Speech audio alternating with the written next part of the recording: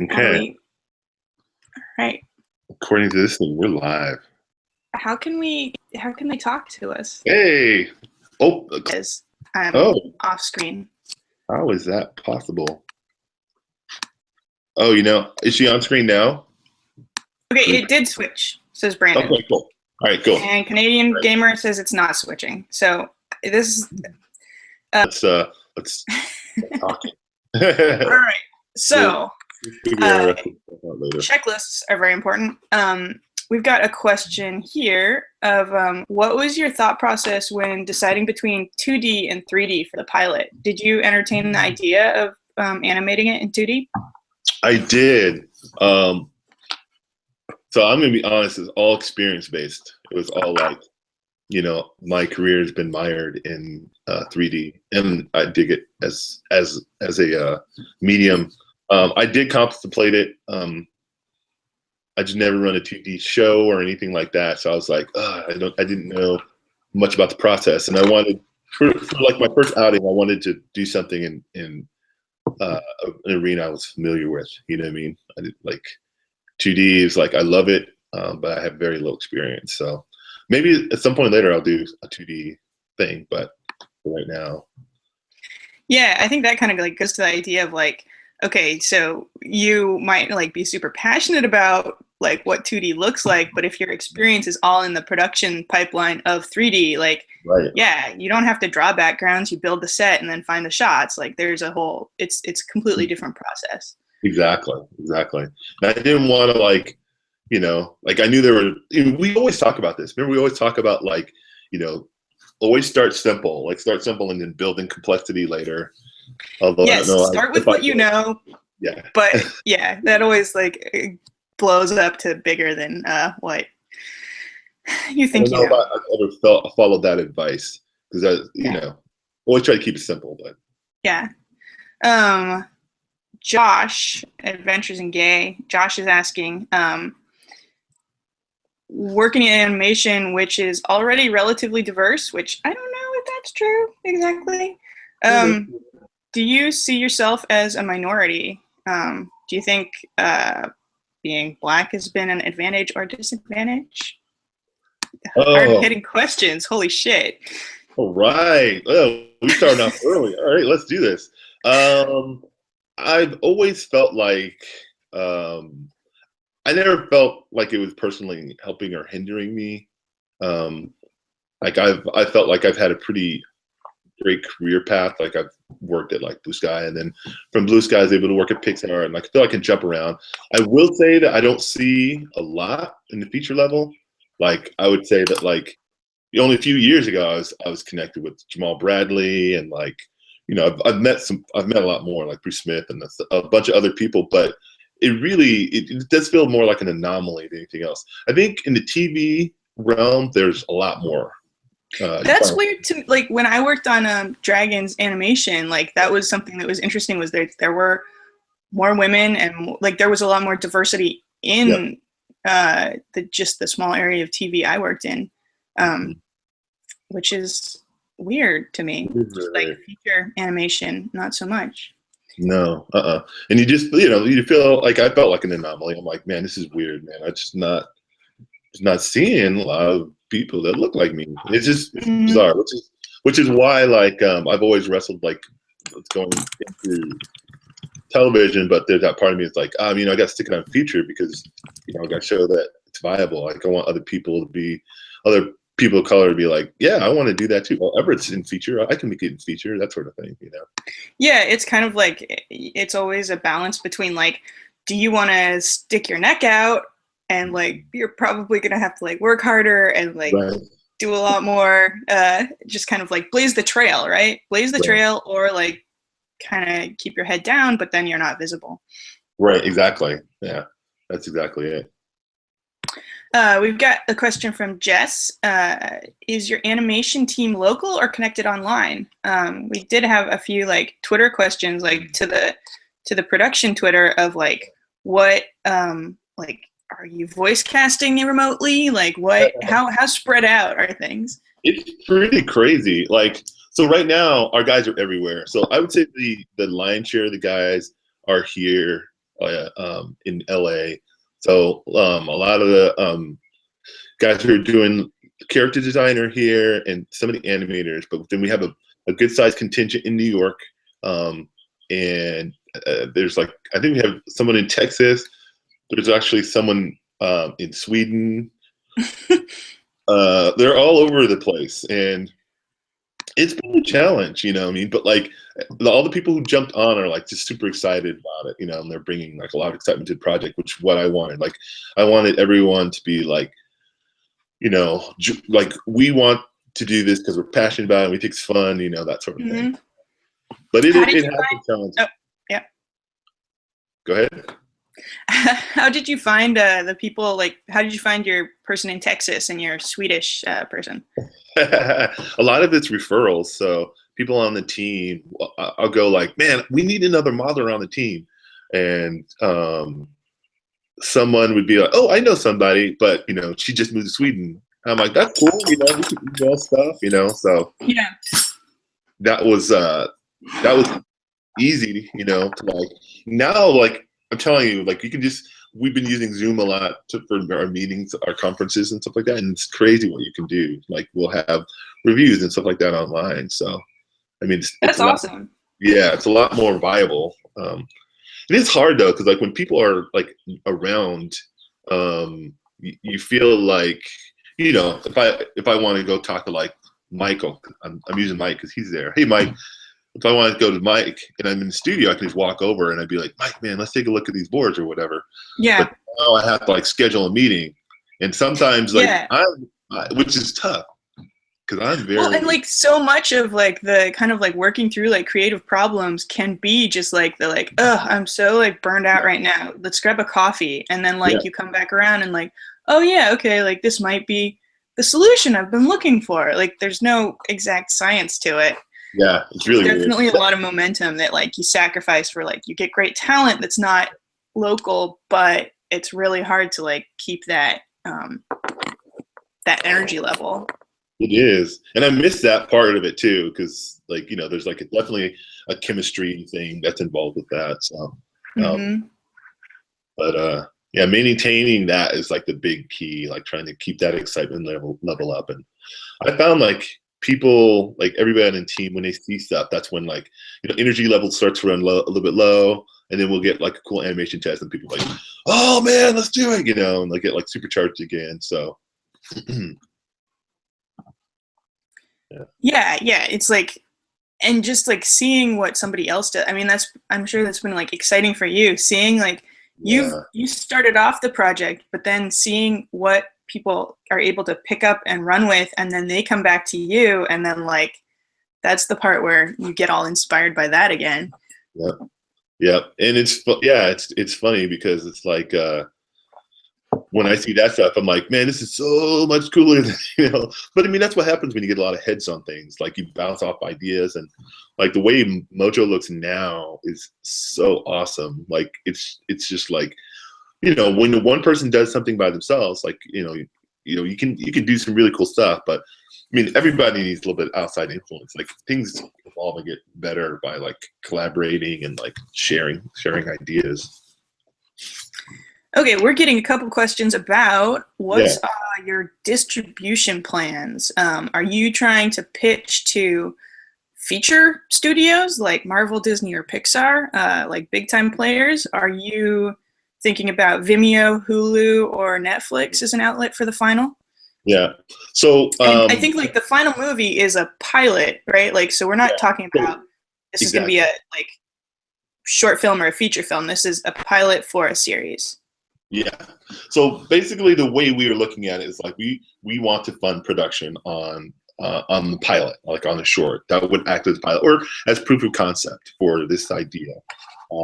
There's two reasons we were looking for crowdfunding it. One was to like show that like, oh, this is something that people are excited about, and also to build a fan base, you know what I mean? Because like we were feeling that like, you know, let's get this out to like the audience at large and see if this is something they want to see. We are also kind of strategizing like, well, what's the, you know, how do we want to do this? Do we want to do series? Do we want to do feature? as it's written right now, it could really work well as a feature.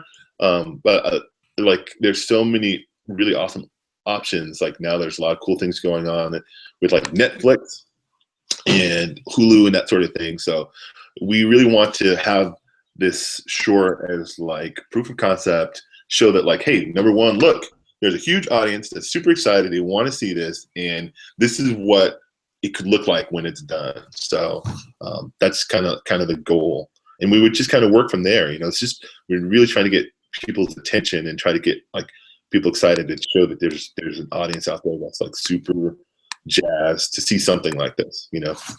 Yeah, well, and I think that's something where, like, having worked in the studio system and working with executives and like pitching, there's so much of a thing of like, if you have the audience, like if you can say like, look, these are all the people who are interested, like we have an audience, like studios can identify something that's good when it's right there in front of them. They just can't always like identify something that's going to be good.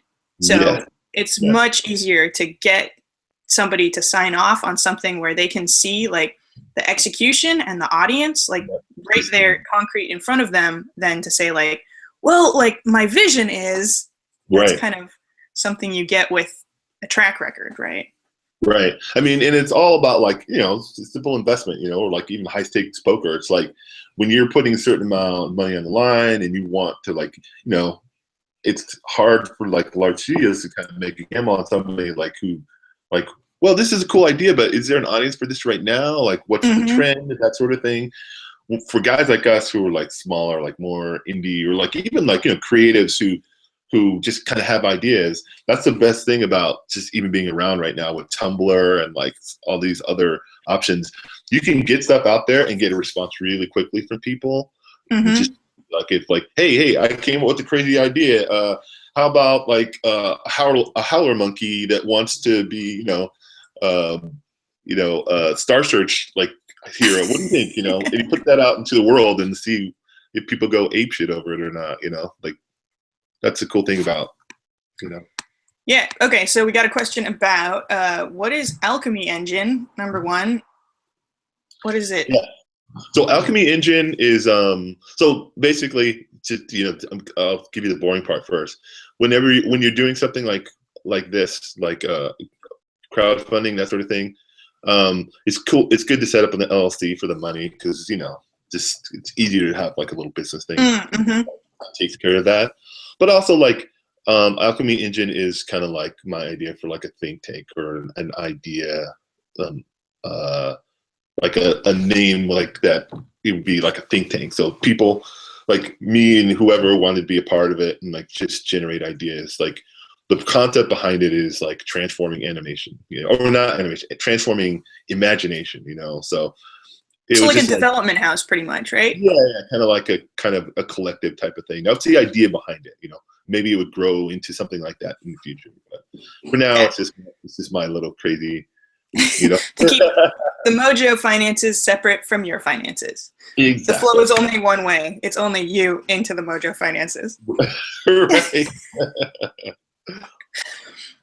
We have another question about the print comic, which so the print comic is sort of ancillary to the video comic. What's your vision for those two forms? And I feel like I can start to answer that. I can kick you off. You've been working on that comic for a while. Like you were already working on that, like writing it when like we were hanging out at Pixar when we first met. And so like you've been working on developing the story for years, and it was like the comic was a way to get the story out there without waiting for the finances to make a feature, right? Yeah, I mean, it was just So this has seeds. This is one of the reasons I wanted to do this with you, because you had a lot to a big hand in just the genesis of all this.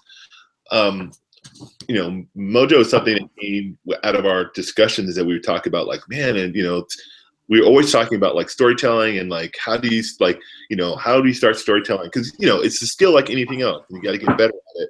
Like what's a really easy way to start doing that without having to worry about overhead, about a lot of money and that sort of thing. Oh yeah, the practice, like where it's like, yeah, you can't just come out of the gate and do something great. You have to practice. You have to refine the form. Exactly. And Mojo was my way of like, let me test out my storytelling and really, try that out. So, I started doing that, and I did pretty well. I mean, I actually, for someone who didn't really like blast it, like it did pretty well, But the thing that was always like standing out where people were just kind of excited about the premise, like, oh, this is really cool. And I actually jumped into this whole new realm because remember we were talking. This is around this probably is this isn't Meat Love. This is Sweet Pea, Hitchhiker, Horizon. No, it was Sweet Pea. You were working on Sweet Pea, and it was Horizons. Yeah.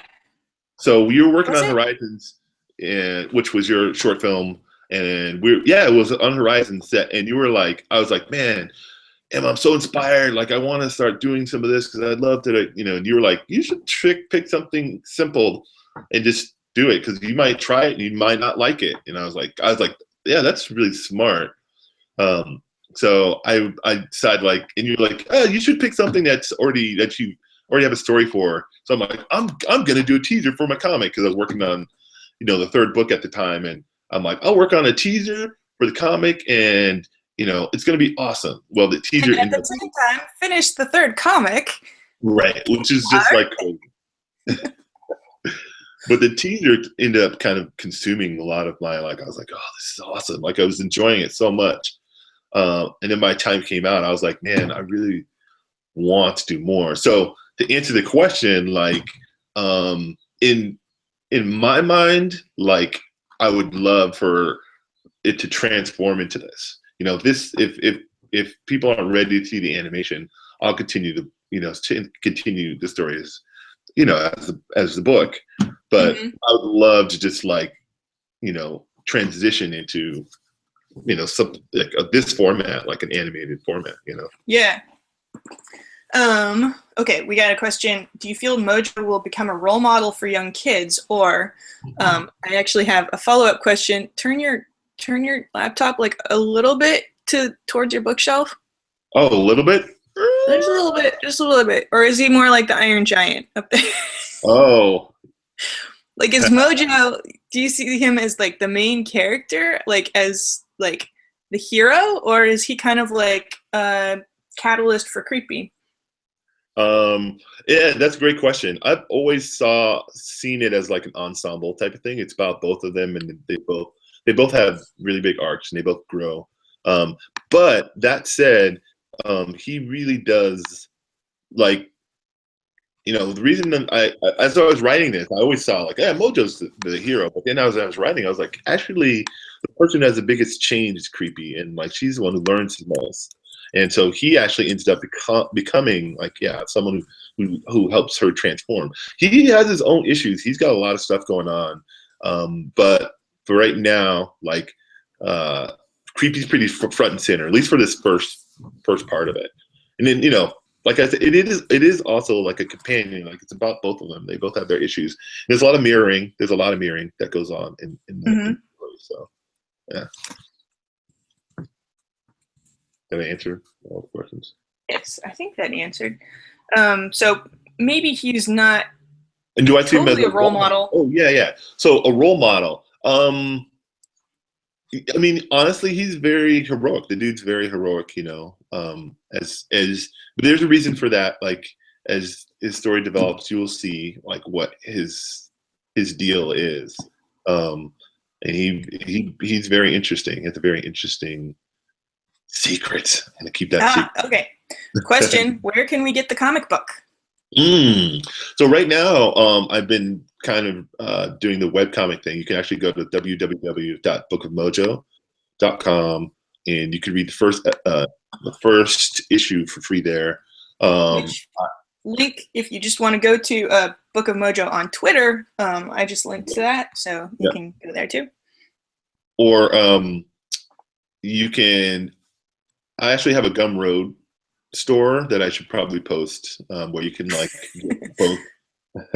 I just I'm like I said, I'm really bad about getting the word out there because I'm one of those type of people who's I don't want to bother people. And my friends always tell me, no one's gonna know if you don't tell them. So. That's a really hard thing too. I feel like, okay, so like when you're working in art and you're like, you're like working on something because you're passionate about it, like that consumes you. You're not like the kind of person who's like, I'm gonna be rich and famous. Like that is 0% of what's driving you, is like just like, okay, I want to get this done. I want to get it out. I want people to love it.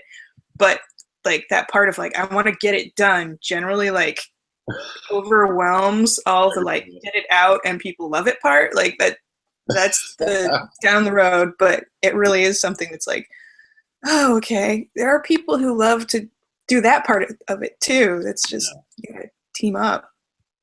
Yeah, the promotion part has been the hardest for me because people get mad at me. They're like, no one's gonna know about this if you don't tell people. I'm like, you're right, you know. But I'm getting better about it. I'm definitely getting better because, like, you know, if you want to get better at anything, you need to get that feedback, right? So getting it out there, paying attention to like how people react to it, and then adjusting and then doing it all over, right? Like keep, you know, like, oh, what didn't they like? Take all those notes, change that, get it out there, you know. You know what I mean? Yeah. So. Jess is asking, can we see the animated teaser online anywhere? Which also a link on the Mojo Book of Mojo Twitter. It's also on bookofmojo.com where you can find the comic, the first issue or the second issue. Are they both up? The first issue's up. You can get both issues on Gumroad, which I'll send the link out for after the broadcast. But yeah, you can only see the first one in webcomic form right now. So. Okay. Okay, so we got a question from Paul. Yeah. If I back something on the campaign, how will the money be used? Which I think is a great in on talking about the finances of filmmaking. Yes. So just so you guys know, so like I come from like a feature background, and a lot of the guys who are helping out are like, you know, feature level. And the quality, I want the quality to be super high on the show, you know, because I'm really passionate about the idea. I want it to look really great. So a lot of the money is actually going into production. Like I put a graph on the Indiegogo site, but it's amazing. Like a lot of production is animation, you know. So hiring, you know, getting my friends to like help out on this and getting them paid. That's where a lot of money is going to. And then there's things like music and like a lot of post-production, you know, that's where a good bit of the money is going to. Yeah, and that's like something that I know, like I've done Kickstarter and raised money for a short film, and I've financed short films myself. I work in live action instead of doing animation, but it gets to a point where like for the teaser, you were able to like pull in favors and spend like not have to spend a lot of money on it, which like that's where I was for a while with just like getting people excited and like, yeah, come work on my film. But at a certain point, like, yeah, if you want that quality and if you want people to want to work with you, like if you want to take it to the next level, you have to take it to the next level in terms of like that you're being professional about it. Yeah. Exactly. Because, you know, like, man, that teaser turned out awesome. It didn't, you know, I didn't even really officially get to finish it. That was, you know, that was proof of concept. But I cashed in a lot of favors. I worked those guys really hard, and it, you know, pretty much almost gave them nothing. And I don't want to do that again. Like, people work hard for like on this stuff, and I want to show them that I appreciate that. And you know, I want to get them paid. You know what I mean? Yeah, and then this is like the first step towards like getting a deal with a distributor and doing the show for real. That's like, okay, yeah, so it's real from the start. Like that you want the quality to be sustainable. That legitimacy, right? It gives a lot of legitimacy. So we have a question of what do you guys do when you hit a wall while writing a story? Is it better to just push through and finish and then rewrite, or take time away from it? Oh, we always run into this, don't we? Like most of our conversations, we chat online. Me and Emma chat online all the time, and we're always talking. Well, I'll let you go first. Oh man. Okay. Well, like I feel like there's kind of two types of hitting a wall while you're writing a story. One happens if you don't get through the first draft fast enough, which Yeah. is you start to question like there are a lot of problems with this idea, and then you just like pick it apart. And that's when you like do too much development on it. Yes. And then the other kind is when you're writing along and then you're suddenly like, there is no reason for anyone to be doing anything. And that's usually like a stakes issue where it's like, okay, well, like what do these characters have to lose? Like what's the worst thing that could happen to any of them? And then like go back to that and be like, okay, what bad can happen to them that would motivate them? Because like writing a story is generally just following what a character is trying to do. For me, it's following what a character is trying to do, and usually when I get stuck, it's because I'm not giving them enough problems. Yeah, I agree. Like, that we always talk about the vomit pass, right? Like that pass where you get everything out. Yeah, just blow through, and like when you get to a place where you're like, I don't know what happens here, you just like the characters are like, I don't know why, but my feelings have changed. And right. And that's the sprint, like you try to sprint and get that out really quickly. For me, I'm actually pretty good at doing that. Getting it. It's that transitional part where like for example, I remember when for Book of Mojo, I had you and like a bunch of people like Derek Thompson and Angie all in that meeting, and you guys were ripping it. You're just like ripping it. What about this?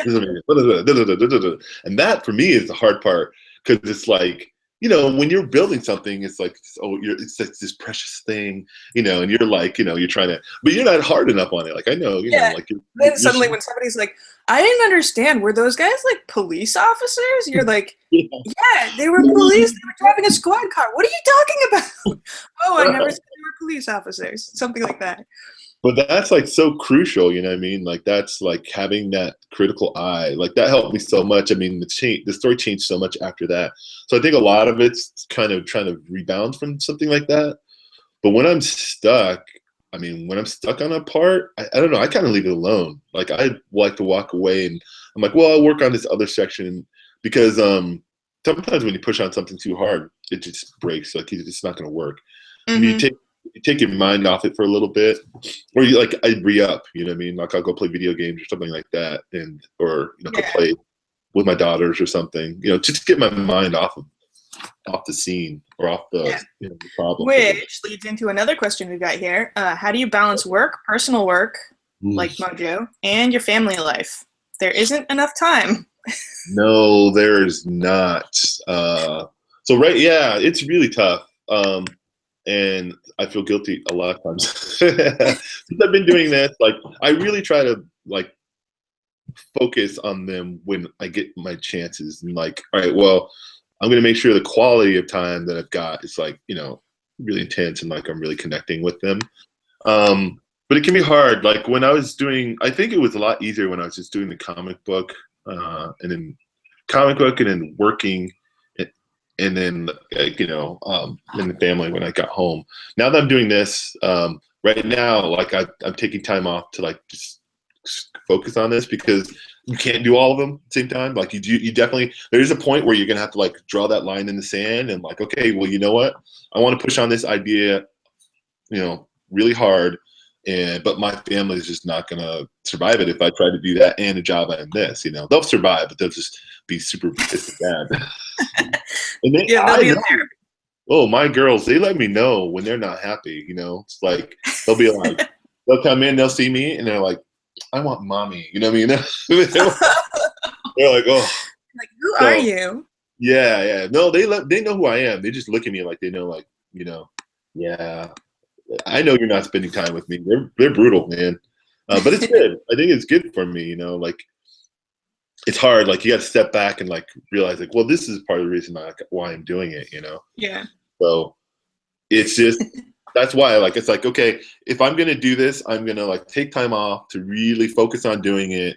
If it works, it takes off. Awesome. I keep rolling that, and that becomes my thing. Like, then that will become the job. If not, I roll in and like try to regroup at a later time, do something later. But too many things on your plate at once. I tried when I was younger. It's really dumb. I think when you do all that stuff, you don't produce as much. Yeah. Like for a long time, I was doing the outside of work projects and work, and had zero personal life. Yeah. And I remember. yeah, learned a lesson there. We've got a question. Can you talk a little bit about your process of animating from a technical standpoint? This is from a live action filmmaker who's talking about like rack focus, lighting, shadows, smoke. Like this stuff is tricky to capture with a live action camera, but you are creating them from scratch. So like, how? That's a good question. How do we? That's something you really have to plan out completely. You have to plan out everything. Well, the big thing to know is that like animation, and especially, I mean, both 2D and 3D, but especially 3D, is all set up. You know what I mean? It's all set up in planning. The more planning you do in the more you do that planning in the beginning, the less likely you're going to run into issues later. So you got to front load things. That means you got to kind of have a plan going in. There can be some amount of exploration, but you can get lost in the weeds, right? Yeah, I'm sure you know that. You can get lost in the weeds for a while. Yes. In animation. Yeah, it looks like crap for a long time. Like live action, you can sometimes be like, "Oh my god, straight out of the camera, that looks amazing." But animation, you're like, "Why?"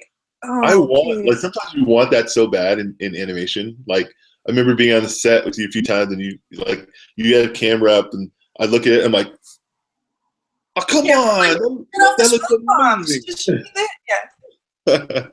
It's frustrating, but it's all planning. It's like and it's who you get. Like the guy who's doing our camera stuff is like, he started out like in live action. He knows film and that sort of thing. He's been working at Blue Sky for a while. Dude knows cameras. You know what I mean? He knows cameras. He knows all that stuff. He can look at the boards and he goes like, "Oh, well, that's probably going to be about a 55 millimeter lens. You know what? The way you're shooting that, I wouldn't shoot that. Like I would shoot with a wider lens. Like he can just see that. Oh, awesome. Stuff, so he just knows. I mean, that comes with experience. You know what I mean? So yeah, it's all that pre-production, that pre-planning. Super important. We got a question. How is the transition from animator to story artist? Man, what a crazy road. It's tough. They're two completely, well, not completely, they're two intense skill sets. You know what I mean? Like, I actually started out my career as a story artist. I was storyboarding on VeggieTales back in the day. And I made the transition. Well, I started in school when I was in college. And then I made the transition into animation at Blue Sky Studios, basically, when I worked on Ice Age. And it was really tough. So I started in story. I worked in animation for a while. Once I was in feature, I'm like, this is awesome. But then there was that part of me that's like, but I really miss telling stories. I love storytelling. I love it. And I was like, I kept thinking like, I want to get back into it. How do I get back into story? And it's just really hard just because if you're a good animator, if you're a solid animator, they want to keep you in animation. They don't want you to go into story. You know what I mean? Like, and it's that thing of like, if you're good at something, people want you to keep doing that. Yeah. And if you're a story artist, if you're an animator that wants to be a story artist, you have to be an excellent story artist. I mean, you have to be really, really good. Am I saying that I'm really, really good? I think I'm just persistent. I think that I've got, a lot of passion for it, and I think I've got solid skills, and I'm easy to get along with. I think that's how I was able to make the transition. Well, but I think another thing that I would always notice talking to you, and why we would go and get the coffee is when I would try and talk to some animators, there's just a different way of thinking about story that when you work in the storyboarding department, you have to think about things in a kind of a disposable way. where you like hold an idea in your head and you kind of like turn it around and look at it from different angles and then you chuck it. Where I know in trying to talk story with some animators, it would be like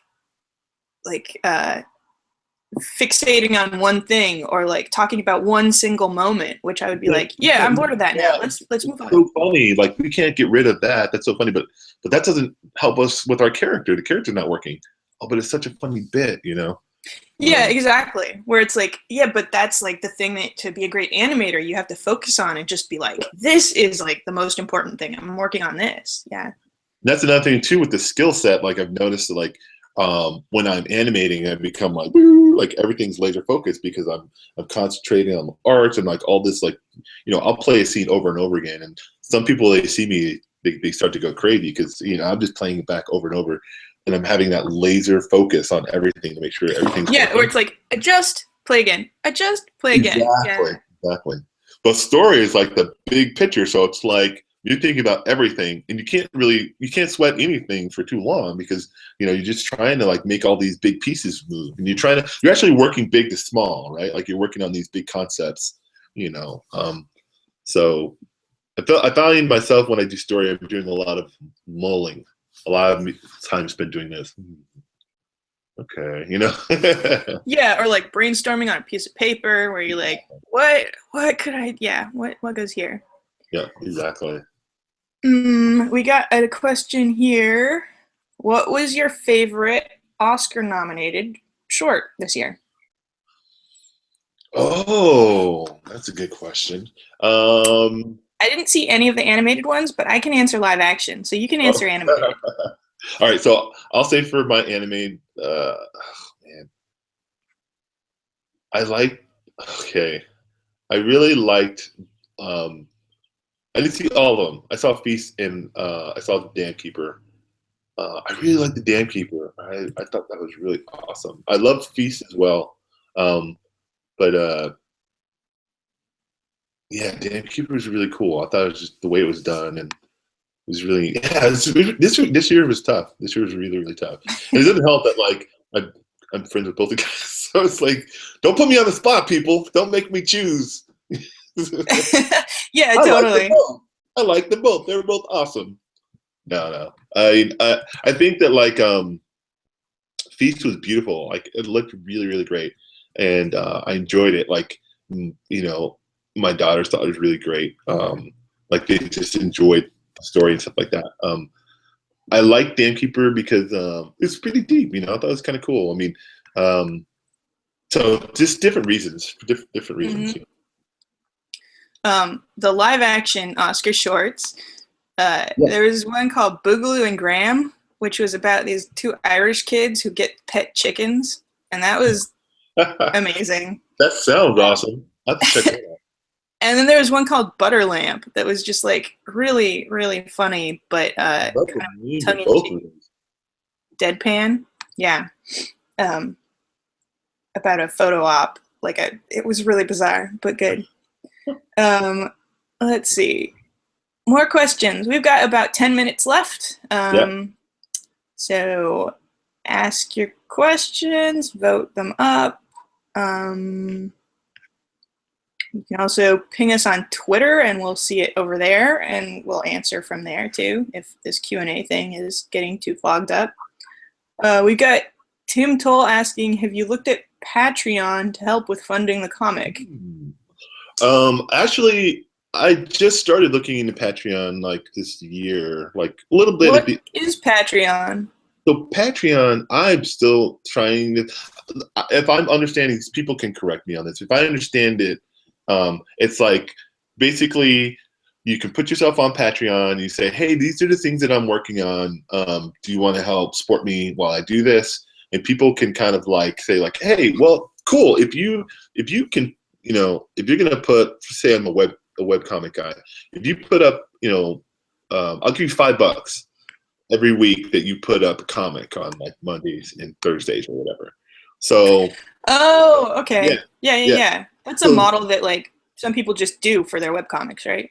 Right. I mean, and it's really cool. I just didn't know like if I was, because I know a lot of it, like some people come to Patreon and they have like a big following. I don't really have a huge following yet. So I was wondering like, oh, would I be able to drum like a decent sized following by getting on there? So I've been researching it, but I hadn't really jumped in yet. So it looks like an interesting model. Yeah. What is your favorite reward that you're offering on Indiegogo, and why Indiegogo and not Kickstarter? Okay, both good questions. So my favorite reward, there's two actually, two different levels. I like having stuff. Oh man, those are three things that are really cool. All right, so the coolest thing are the 3D prints. Those 3D prints are gonna look amazing. Like we've been posing out the characters, and it's gonna be awesome. I'm a huge maquette sucker. Like I love maquettes and that sort of thing, and they're just gonna be awesome. They're gonna look really, really great. Nice. And I also like that keychain.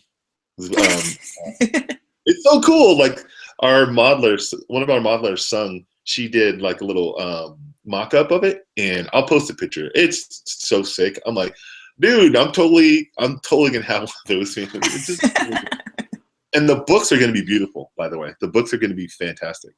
Both like we're doing an art of book where it's like we're just compiling a lot of the artwork that's done, and a lot of development art, even talking a little bit about some of the process.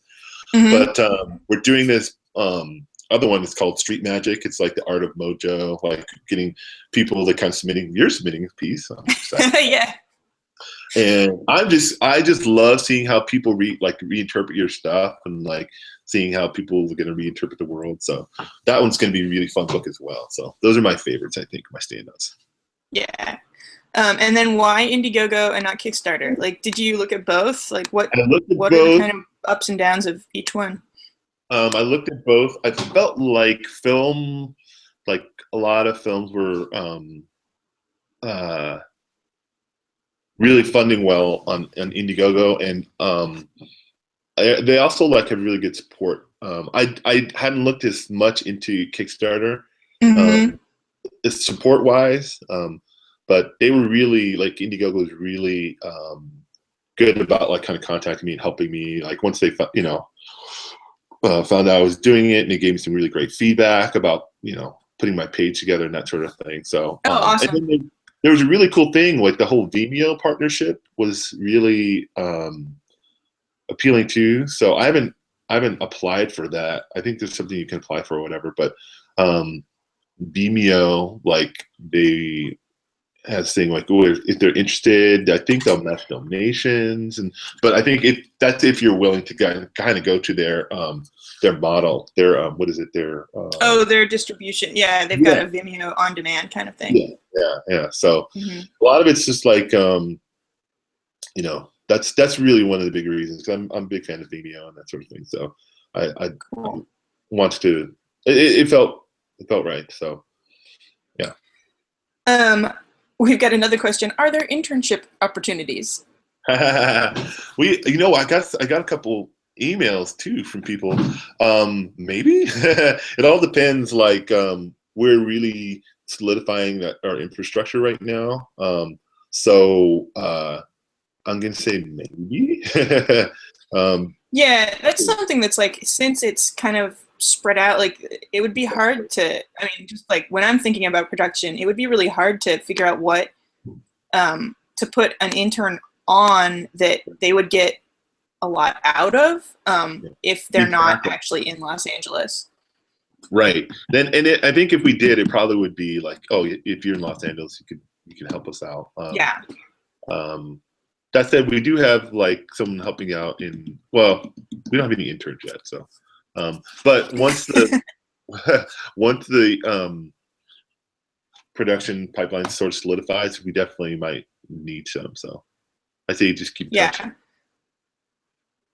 When do you plan to get rewards out? Okay. So we're talking to people who are helping us out with fulfillment, and it's probably going to be July, August. That's kind of like around the time a lot of cool getting out. So yep. But so that's like a 3 month. Anything related to sorry about that. Anything related to the actual production, like the pilot, and that won't be coming until the end of the year because we have to produce it. You know, we have to. So Yeah. you're looking like the DVD or like the screening and all that. It's like probably going to be in the year, beginning of next year, or something like that. Early next year. Let me see. Cool. I'm looking down through here through questions. I'm not seeing any new ones. Where can we get the comic book is still at the top. So again, we can kind of reiterate. Say, go to bookofmojo.com or your Gumroad. Will you post a link to that afterwards? Yeah, I definitely will. Yeah, and then maybe for people who came in a little late, we still got a lot of votes on do you think of yourself as a minority in animation, and has it been an advantage or a disadvantage? Yeah, I can go back on that subject because it is a really deep subject. No, it's crazy. It's like, so like I said, I've worked in features since nearly the beginning. Like I started at Big Idea, but I got a job at like Blue Sky, and it's one of those things where it's like, you run into this thing where it's like, I'm gonna do this, but like I'm gonna treat it like I'm just everybody else, right? Like I'm not gonna make a big deal about it, because I want to be a self-made man and that sort of thing. But after a while, you're like, man, I don't really see anybody that looks like me at this level. You know what I mean? Like you. So I just kind of found that like, man, that is really, really crazy. So, I'm trying really hard to kind of like get, myself seen, so I can like there are a few talks. I mean, I'm telling you, there are a few talks. I did a talk for Bobby Chu a couple years back, and I've got so much like people reaching out like, oh man, it's so great to see an African American like working like I'm doing this now, and I, I'm so inspired by this and blah blah blah. And for me, that was clinch. It's like, well, I have to stay at this level, and I have to stay relevant, so like I can like I want to be inspiring people to kind of do this, because there's a lot of crazy talk now about like diversity and that sort of thing. Like, is it too much diversity on TV, which is such a weird thing. Oh yeah, that article, it was like, wait, what? Yeah, like when I see, like, I'm just gonna straight up say right now, when I see Home come out, my daughters are super excited about that because they see somebody who has hair like they do. I'm just like, yeah, this is something that needs to happen, because everyone should, like, the fact that this is an issue is just crazy. Like, Yeah. in America, it's supposed to be a melting pot. It's like, come on, it's like, I'm not asking for anything unreasonable. I just want something, like the things that I see at the theater and stuff like that, to reflect the world that's out, that we're living in, the world that's right outside. And there's a little bit of tolerance and a little bit of like just respect for human beings. Like. It's just crazy. So me, I'm doing this. A lot of like the reason that I'm doing this is like, it's like, no, I'm just gonna do it, and I'm just gonna show people want to see it, and people are gonna come, and I'm